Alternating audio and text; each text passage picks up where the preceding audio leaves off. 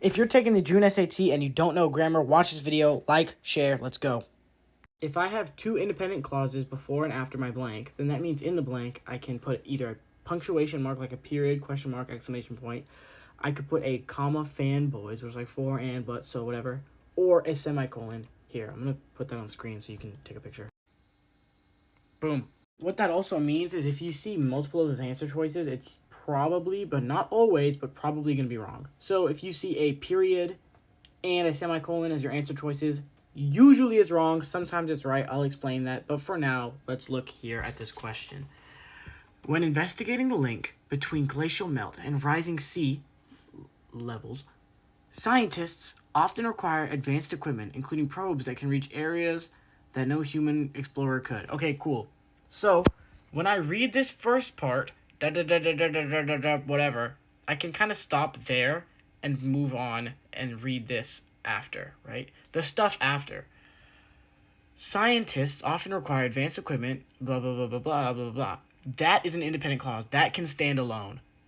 So let's see the first part. When investigating the link between glacial melt and rising sea levels, that can't stand alone. It's just not a full sentence. So I need a comma because it comes first, and because we can, if we put a comma after, that would mean the comma here would link up with like the beginning of the sentence, and we could kind of ignore all of that. So B is our answer here. Let's check. Cool, we're right. Let's move on.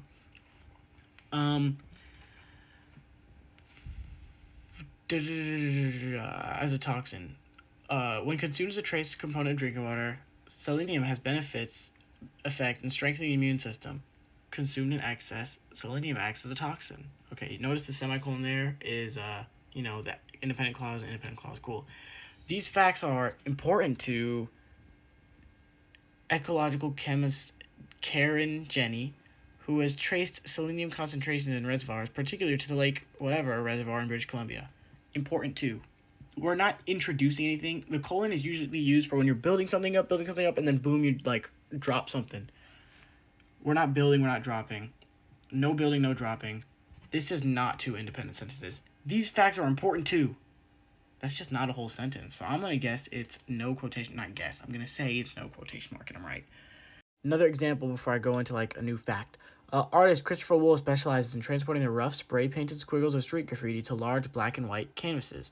Whether Wool manages to find visual coherence in such forms or is engaging in rebellion against traditional forms of painting is an open question among critics. Let's read the stuff before again. Artist Christopher Wool specializes in transposing the rough spray-painted squiggles of street graffiti into large black and white canvases. That's a whole sentence. Let's move on. Whether Wool manages to find a visual coherence in such forms or is engaging in rebellion against traditional forms of painting is an open question among critics. That's also a complete sentence, so let's look at our answer choices. But Sahil said when I see a period and a semicolon, it's wrong. I said most of the time. Notice here that we have a semicolon and a conjunction. It's just not going to be that. It's here. The other time you'll see semicolon is as a super comma. To avoid confusion in a list, instead of using commas, sometimes a list will use semicolon and then a comma to explain the element of the list. I'll show you an example. This is the super comma. There are so many cool people in the world, like LeBron James, comma, a basketball player, semicolon, and now we're going to go on to the next person of the list. We're listing cool people. LeBron James, solutions with Sahil, and now I use the comma to describe solutions with Sahil or give some more clarifying information. A recent graduate, an awesome tutor, and Michael Jordan, another basketball player. Notice that if I scroll down here, and I wanted to just have the list without the commas and stuff, I would change these semicolons to commas, but it would just be there are so many cool people in the world, like LeBron James, Solution Style, and Michael Jordan. Because I want to give more information, I have to do the comma, semicolon. If I wanted to make this grammatically correct, these would just be normal commas. But, again, super comma is a thing that can show up on the test, but is pretty rare, but you should know it.